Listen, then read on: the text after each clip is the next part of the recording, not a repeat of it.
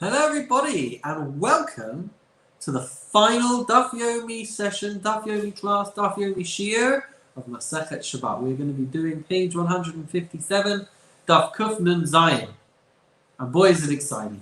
Very, very exciting. We've come so far together, and as I said, I was going to record the previous Daf and the last Daf as well so that we can finish all together. And also, please God, all being well, we will do the first few lines of Masechet Eruvin because there's a concept that we never really stop learning. We always continue. And so even when we reach the end, it's really just another beginning. So here we go, guys. We're going to be picking it up from the Mishnah towards the end of Kuf Nun Vav Amud Beis, 156b. And the Mishnah says as follows, just as a bit of a heads up as to the types of things that we are going to be seeing in this last daf.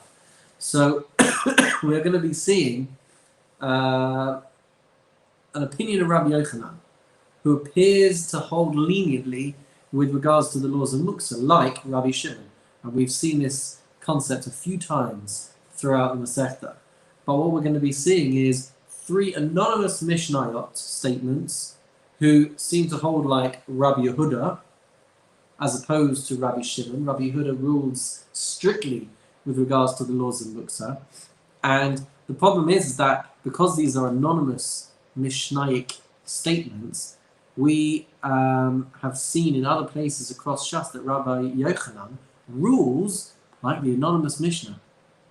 So we're basically proving three times that Rabbi Yochanan could not possibly hold like Rabbi Shimon because of these other pieces of evidence. We're also going to see some conclusions with regards how we rule between Rabbi Yehuda and Rabbi Shimon regarding different types of muksa. And then there's going to be the final Mishnah on page 157 talking about annulling vows, nidarim, on Shabbos. Broadly speaking, if a daughter or a wife were to make a vow, so the father or the husband has the capacity to be able to actually annul that vow on her behalf. And there are complications that arise if she was to make a vow on Shabbos that needs breaking, that needs cancelling. So we're going to discuss whether it has to be related to a Shabbos need in order to be able to annul on Shabbos, or whether it can be any kind of vow that's made. There's going to be a discussion about how much time the husband or the father has to be able to annul the vow. Does he have 24 hours to annul the vow? Does he only have till the end of that day to annul the vow? And then we're also going to see whether the husband or the father could have had enough time to do it before Shabbos, or if not before Shabbos. So all these things come into play. And then there's also going to be another concept that we're introduced to, but I'll mention more about that a little bit later. So for now, let us turn to our Mishnah on page 156b. It says the Mishnah as follows. One is allowed to cut pumpkins for an animal on Shabbos. A little note there, as long as they were picked before Shabbos. Similarly, you're allowed to put a carcass before dogs on Shabbos. Rabbi Yehuda Omer, Rabbi Yehuda says, if it was not a carcass before Shabbos, meaning it hadn't died before Shabbos, then you would not be allowed to give it to a dog because it was not prepared. It was not ready for use before Shabbos, and so it has a status of muktzah. Turning to the Gemara now. The Gemara says itmar, it was stated, and then we have in brackets 6 Hebrew letters, which is a siman for the rabbis that are going to be mentioned now. Ayin stands for Ullah, Reish stands for Rav, Lamed stands for Levi, Shin stands for Shmuel, Ches stands for Yochanan, and Zayin stands for Zeiri. Is that right? Is that the yes? So those are the rabbis that are mentioned now, and the Gemara provides a mnemonic to be able to remember who they are, should you wish to do so. So it says the Gemara, Amar Ula halacha ka Rabbi Yehuda. Ula says that the halacha is like Rabbi Yehuda. And Rabbi Yehuda rules stringently when it comes to muktzah items on Shabbos. So Una says that the halacha is like Rabbi Yehuda. And then Shmuel Omar, halacha Rabbi Shimon. Shmuel holds that the halacha is like Rabbi Shimon, who rules very leniently with regards to muktzah. Continues the Gemara. Rav Savar, halacha Rabbi Yehuda. Even Rav holds that the halacha is like Rabbi Yehuda. How do we know? Midikarchi duzuzi. We have another halacha regarding mats that are on ships. So the Rav forbade being able to move this matting that was used to cover merchandise on ships. Rav would rule strictly there, Ushmuel Shari, but Shmuel would permit to be able to move those mats because he holds like Rabbi Shimon, very leniently with regards to items being muktzah or really not being considered muktzah on Shabbos.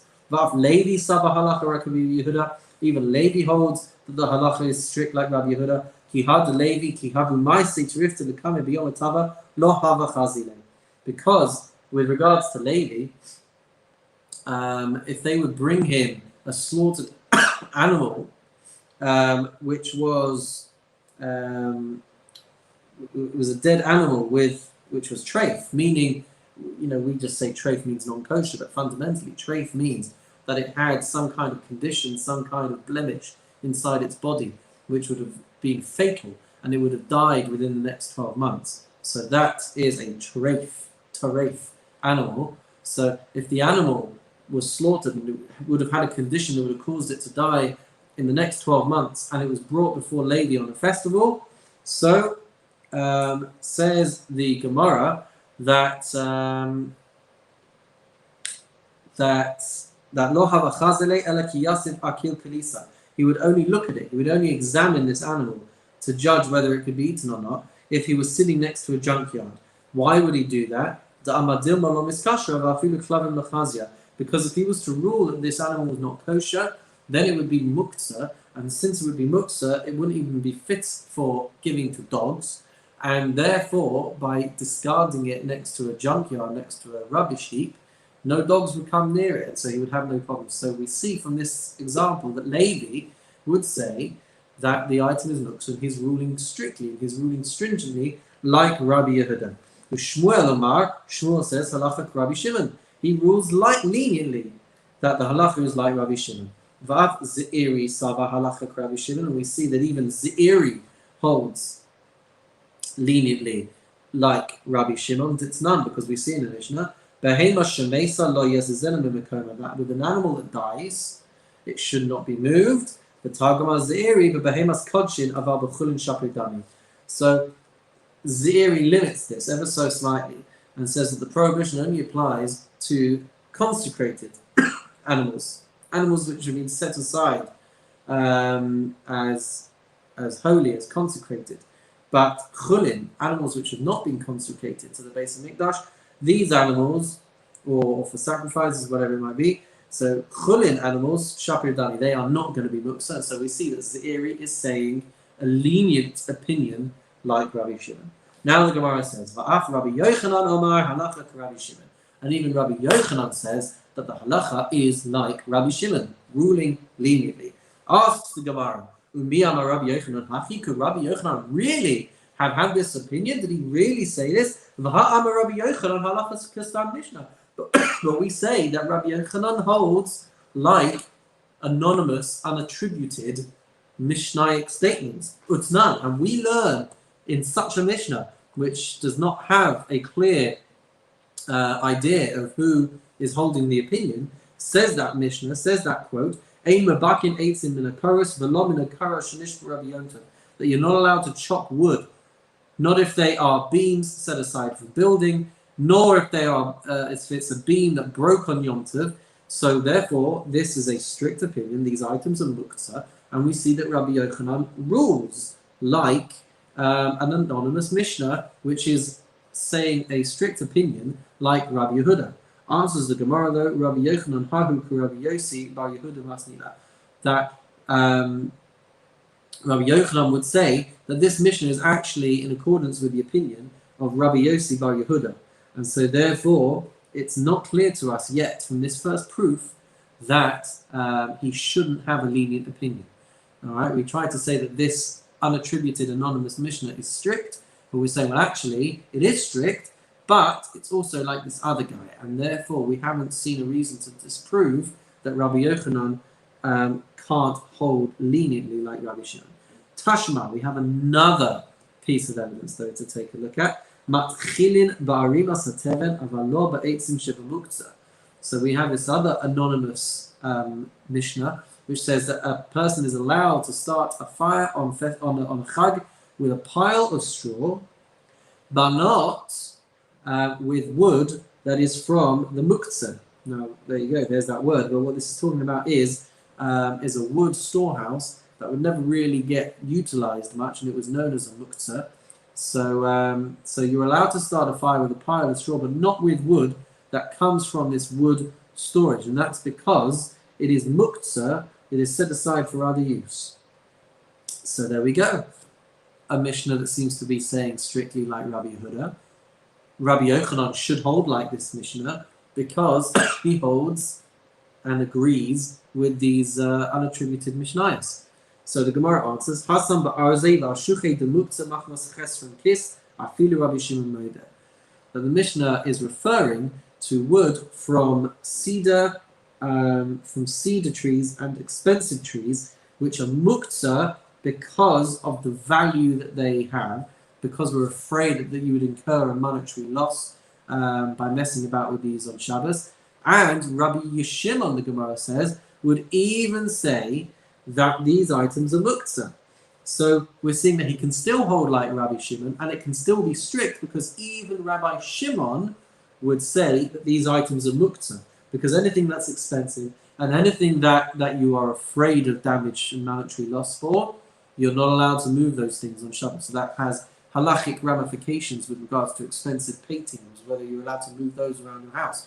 Those could be muktzah, machmas, chesron, kis. They could be muktzah because of their monetary value. Even a receipt, right? If you need to take something back to a shop, right? So that receipt holds significant value to you. If you lose that receipt, you're going to be in a lot of trouble. So that could also be muktzah, machmas, chesron, kis. That could even be muktzah because of the monetary loss, and therefore you wouldn't be allowed to touch it because you're so concerned about it. So now we're going to see a third piece of evidence. Tashma, ein mashkin v'shochatin es amidbarias, aval mashkin v'shochatin es abaisis.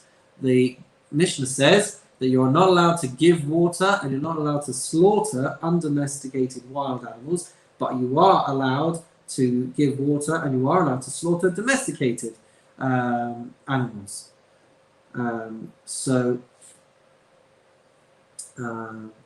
this is an unattributed Mishnah, and it's ruling strictly, and Rabbi Yochanan would seem to be holding like this Mishnah, in which case it provides a contradiction to what we've previously said.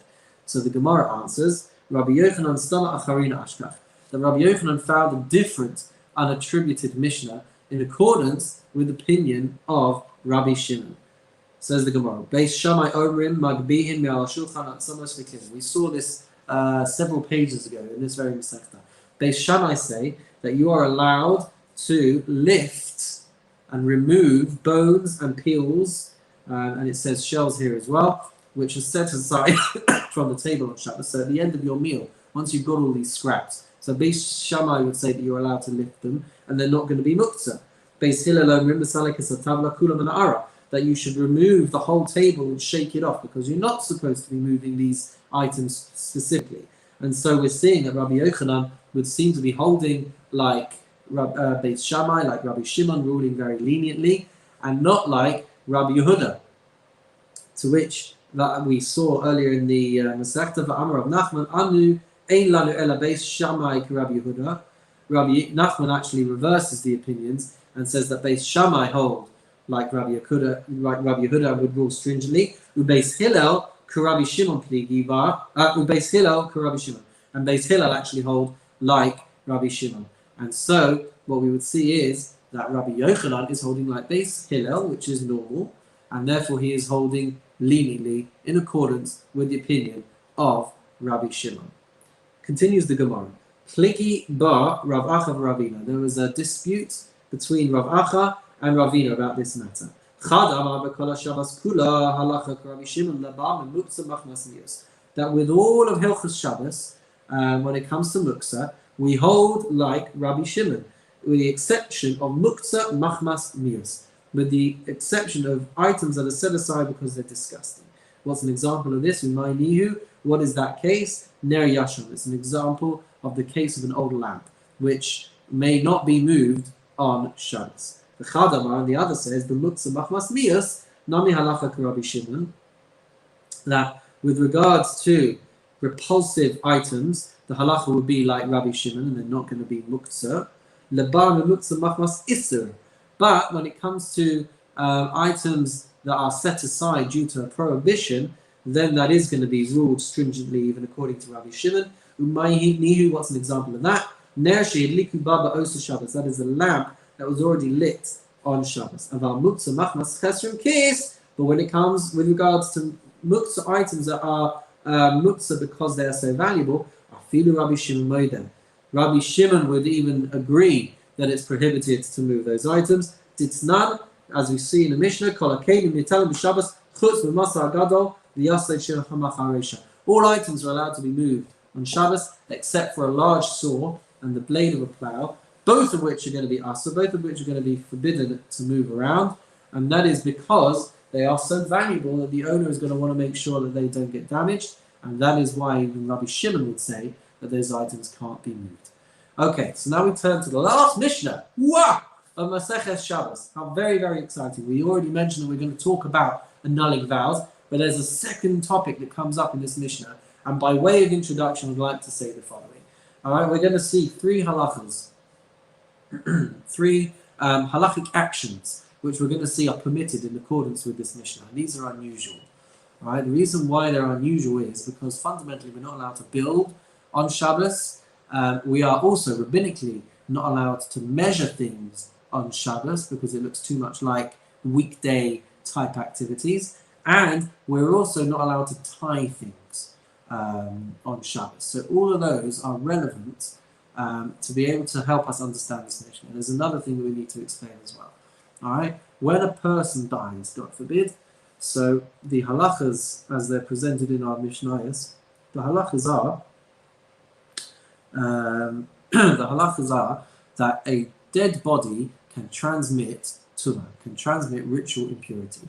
The body is the highest level of contamination, and it can contaminate and make other things tameh. If it shares the same roof space as other items or as another person, so that dead body can contaminate everything under the same shared roof space. Now, what we're going to be seeing here is a very specific scenario, which ends up with particular halachas, and we're going to see it all very, very soon. But that's what we need to understand as we go into this last mission. Hopefully, in due course, everything is going to be much, much clearer. So here we go with the final Mishnah. Strap in, ladies and gents. Here we go. Mefirin Nadar Misham. A husband is allowed, or a father is allowed to nullify, is allowed to void their wife or daughter's vow on Shabbos. And also, you're allowed to go to Beis Din. You're allowed to go to your rabbi, to a sage, and ask for a vow to be dissolved, to be cancelled, if it was something that was for the sake of Shabbos, something relevant to Shabbos. So that is what we had already mentioned with regards to nullifying vows. Now comes the scenario bit with the three halachas. Upokakin es ha'ma'or. You're allowed to block up a window. All right, we're going to explain all of this very shortly.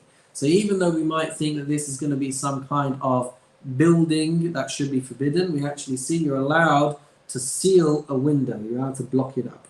Umodadin es ha'maklis. And you are allowed to measure a rag. All right. We're going to see all of this. But the reason why you would want to measure a rag is to determine if it's big enough to transmit tumah, to transmit ritual impurity. Umodadin es ha'mikvah, and you're allowed to measure a mikvah to figure out and to calculate if it has enough water in it to make it permissible and effective for immersion. If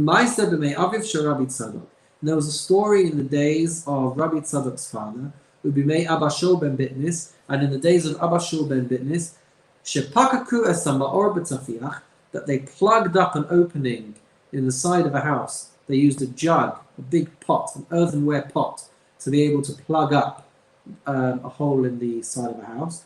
The kasharu es ha'mekeda megemi, and they measured the pot with reed grass, leida im yesh begigis paseach tefach, to ascertain, to figure out if there was a crack or a gap that had within it the size of a tefach, or in love, or if not. And from here we learn that you're allowed to block up, you're allowed to measure, and you're allowed to tie on Shabbos. Okay, even though we would think that these things are forbidden, in these instances it's going to be permitted. Now, what's going on with this measuring the roof to see if it had the opening the size of a tefach? Now, let's go back to what we were saying. We've got a dead person who is sitting in a room, and therefore the tumor is spreading all around. Okay. Now, if that's in one house, and then there's a window in the side of a house that is big enough to be considered an opening, then what's going to happen is the tumor is going to go out of the window as well. Okay, so if the tumor is going out of the window as well, there's a potential that it could contaminate anything outside the window. How could it contaminate anything outside the window?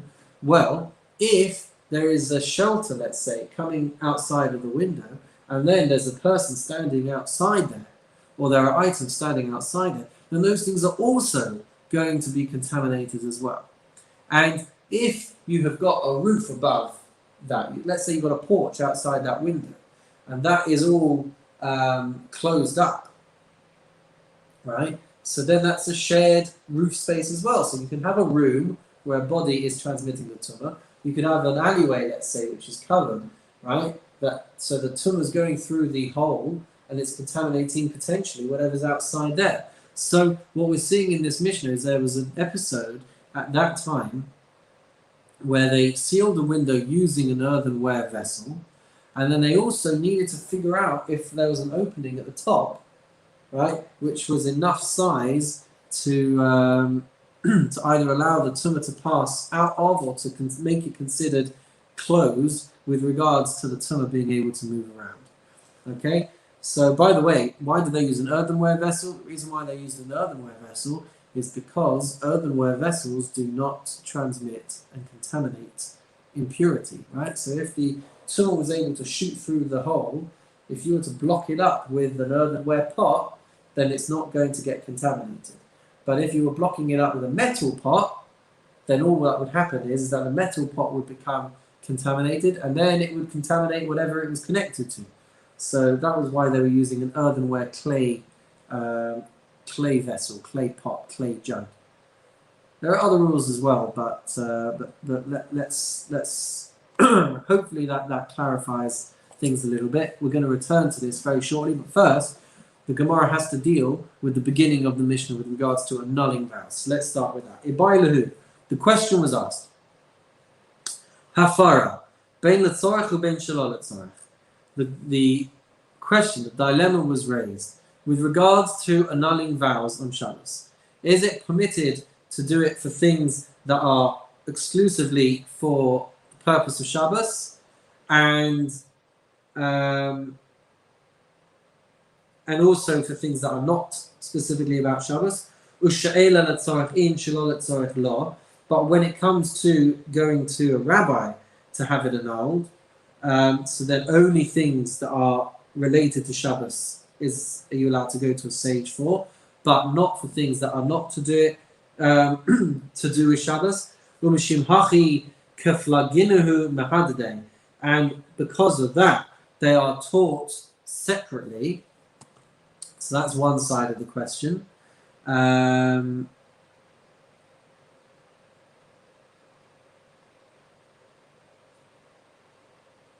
So that's the first level of the question. We're saying that a husband, a father can annul whether it's for Shabbos or not for Shabbos.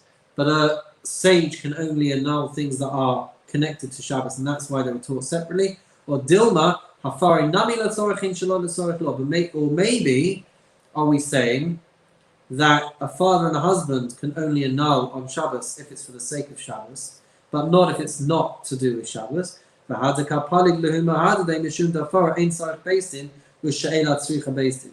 the reason why the Tana was teaching them separately is because when it comes to Hafaras Nadarim, when it comes to a husband or a father annulling, it doesn't need to be done in the presence of Beis Din.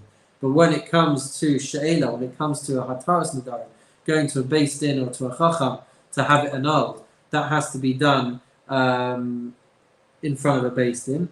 So the Gemara is going to address this. Tashma, come and listen. Tani Zuti Debei Rav Papa. Zute, who came from the school of Rav Papa, says as follows: Mefirin Nadarim Shabbos and Sorach Shabbos. A father or a husband are allowed to annul and nullify. Annul is the same as nullify. They are allowed to annul vows on Shabbos that are for the sake of Shabbos. Letzorach Shabbos in, Shalom Letzorach Shabbos lo. That is only when they are for the sake of Shabbos, but not when they are for that they are not specifically tied into Shabbos, and they could be annulled at another time. Lishna Acharina, we have another version of this. Ibai Lehu, the question was asked, Letzorach. When we talk about the words in the Mishnah, Letzorach, which we said is for the purpose of Shabbos. Atravaya Katani, are we connecting that to both of them, meaning father and husband annulling as well as a sage annulling? V'shalol letzorach lo. But when it comes to things that are not connected to Shabbos, so then they can't be annulled. Alma hafaras nadarim me'es le'es. If so, we would then conclude that the time frame to annul a vow is me'es le'es. You have 24 hours to be able to annul a vow. Because if it was something that was not connected to Shabbos, and you can't nullify it on Shabbos, then obviously we're giving an additional time frame for the husband and the father to be able to nullify it, which means that conceptually you have 24 hours to be able to annul this vow. Or dilma ki kirtani letzorech, or maybe when do we teach that you're only allowed to nullify things for the sake of Shabbos? That's only ashe'ela hudikatani. That's only with regards to a she'ela, having to go to a rabbi to have it annulled. Aval hafaras nadarim, but when it comes to a father or husband, afilu shalol letzorech, even if it was not specifically tied in to Shabbos need, you'd be allowed to annul it. In which case, the Gemara concludes, Alma hafaras nadarim kol hayom. In which case, you've only got the rest of that day to be able to annul.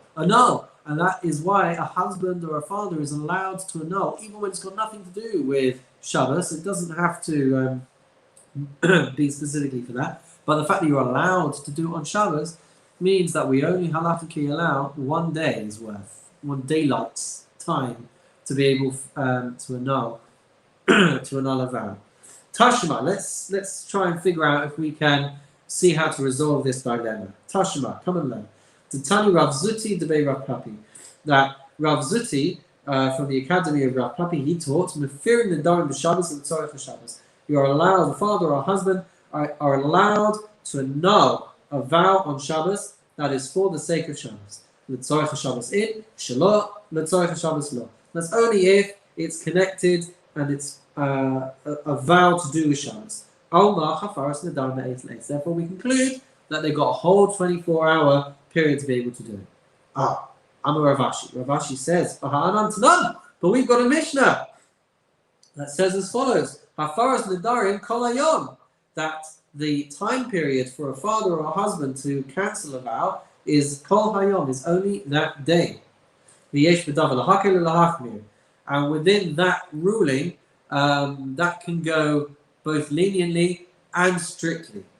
Ketzad, how's that the case? Nadra leile Shabbos, meife leile Shabbos, v'yom Shabbos ad shetechshach. If the wife or the daughter were to make a vow on Shabbos evening, on Friday night, so the father and the husband have got the whole day until the end of Shabbat, until it gets dark at the end of Shabbat, to be able to annul that vow. Nadra in Chashecha, if she was to make a vow just before the end of Shabbos, Mefer ad shelo techshach, then you have only got a very small window of time to be able to nullify. Because once it hits the end of Shabbos, once it hits darkness at the end of Saturday night, then the husband or the father are not going to be able to annul the vow. So what we see there, according to Ravachi, is you don't have 24 hours. You've only got till the end of the day. So the Gemara answers, Tanaihi. This is actually a machlokes Tanaim. It's a machlokes at the level of the Tanaim of the Mishnah. The Tanya, as we see in the Brisa, Hafaris Nadaim Kolayom. You have only that whole stretch of day to be able to annul vows. Rabbi Yossi bar Yehuda, Rabbi Elazar bar Rabbi Shimon are Eis Le'Eis. But Rabbi Yossi bar Yehuda and Rabbi Elazar bar Rabbi Shimon, they say that you actually have a 24-hour period. So it is a machlokes. And going back to what we were saying in the Mishnah, that you're allowed to go to a sage to have the vow annulled, to have it dissolved. The Boilahu, we have the following question. Is that only if you didn't have time before Shabbos to do it, that you can then go to a sage? Or Dilma afilu hayalopanai. Or maybe even if you did have time to be able to cancel the vow before Shabbos came in, that even if you did have time, you'd be allowed to visit a sage to be able to have it done as well. Tashma, come and listen. There is the Kiku le Rabbanon, le Rav Zutra b'rei Rav Zera, v'shor le Nadre, v'afagav d'hava le Panai. Now what we see is that the Rabbanon listened to Rav Zutra, the son of Rav Zera, and they annulled and they permitted this vow, even though there would have still been time to have gone to them before Shabbos. Nonetheless, they still annulled it on Shabbos. So what we see from that Gemara is that actually they could have done it even if there was still time before Shabbos to be able to do that. Now we turn back to these three halachas that we were talking about. We're going to hopefully understand this a little bit better now. So quoting the Mishnah, that you're allowed to plug up a window, an opening, with a tafiach, with an earthenware pot, an earthenware shard, and the kasharu esamakeda begeni, and they tied the they used a reed, some grass, to be able to tie it all together and to measure it. Amar Rav Yehuda Amar Rav. Rav Yehuda said, in the name of Rav. This is what happened. Hilkati katana haisa bein shnei batim. Okay, there was a pathway that ran between two houses. Okay, an alleyway that ran between two houses. The tuma haisa sham, and there was a dead body that was in the alleyway. Okay, so slightly different from what we were talking about, but let's see how we go with this. So there was a dead body that was in this alleyway, and this alleyway had an enclosure, right? It had a roof running along through it. But as we turn the page, we see the gigis saduka munachas al gaba. But the roofing that ran along this alleyway was cracked. All right. So now let's try and understand something. If it's in the middle of an alleyway and it's completely covered, so the tumah is going to rise up and it's going to contaminate anything under that shared alley space. That's step one. But if you've also got these openings in the sides of houses, okay, then the tumah can also go into those openings and they can contaminate anything inside those houses. So that's the situation that we have over here. So we've got a dead body in the middle of two houses, and we've got this crack above the dead body. So we don't know. Maybe that crack is big enough that the tumah just passes straight through, and it doesn't actually spread and contaminate everything under the same shared space. Maybe the tumah is just shooting right up through the gap, through the crack in the alleyway. Okay, so that's the situation that we are talking about at the moment.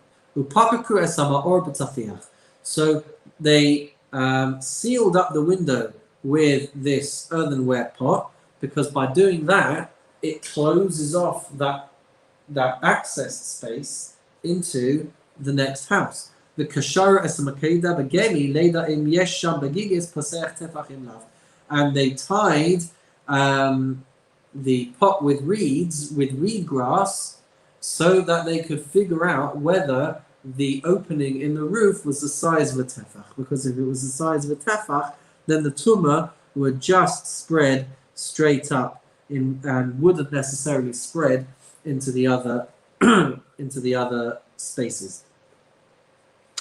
So then the Gemara, quoting the Mishnah again, and from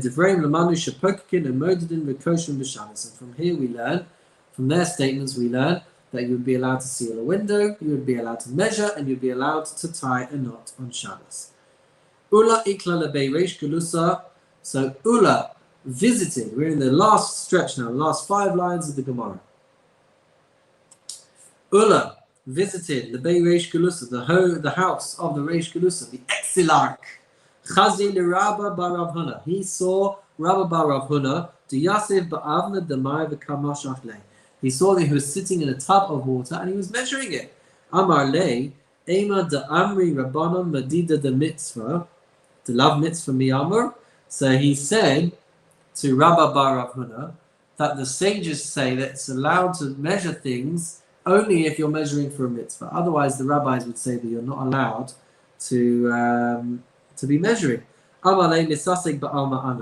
To which he replied to him saying, I'm not really measuring, I'm just kind of like messing about, I'm just doing this not really for any purpose, and so that is why I'm doing it, and that is why it's not forbidden.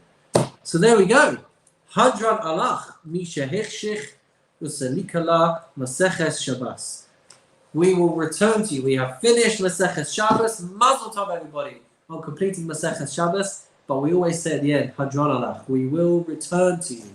It's never the end. It's just a new beginning. And with that in mind, it's only taken us 37 minutes to get to this point. So let's just take another extra couple of minutes to open up Masechet Eruvin and start that off together, because we're only going to be meeting again next Sunday, and so we're not going to get to start this one together. So let's do it together now. Mavoi, an alleyway. Shehu gavoha lamala me'esriv ama yimayet.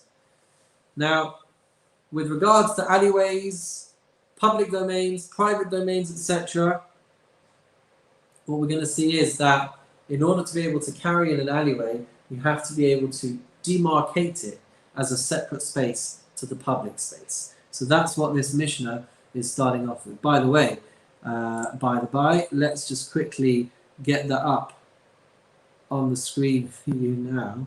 I apologize, ladies and gentlemen, I've only just realized that I've not had the text on the screen for you this entire time. That's annoying. But hey, at least we've got the text for you. Or we don't have a text for you, it's just not coming up. Okay. So be it. So, an alleyway that is higher than 20 amas, if you are demarcating it with an Eruv, and we'll understand all of this as time goes on, but the Eruv is the components that we put in place, right? Specifically with regards to this type of Eruv, what we're trying to do is make the Eruv a separate, the alleyway a separate area to the public domain, which we do, as we'll see in a minute, with different kinds of cross beams or vertical beams, horizontal beams or vertical beams. But what we're seeing over here with this first clause in the Mishnah is that it's not supposed to be higher than 20 amas. That's too high to be considered a demarcated space. So the Mishnah starts off by saying that if this cross beam is going across the top of the alleyway, but that's higher than 20 amas, so you'll have to lower it and bring it to within 20 amas. Rabbi Yehuda Omer Einot Tzarich. Rabbi Yehuda says you would not need to do this, and actually the cross beam could be placed at any height.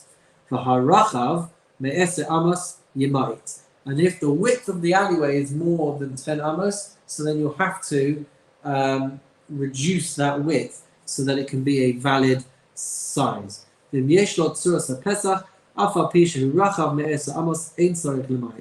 But, if the entrance to the alleyway is formed like a clear gateway, so even if it's wider than 10 amos, then you don't need to reduce that in size. What does all that mean? What does the Gemara have to say about it? Well, for that, you'll have to check out Maseches Eruvin and see for yourself. But we will see you next time. Thank you so much for joining us. Have a meaningful and wonderful day.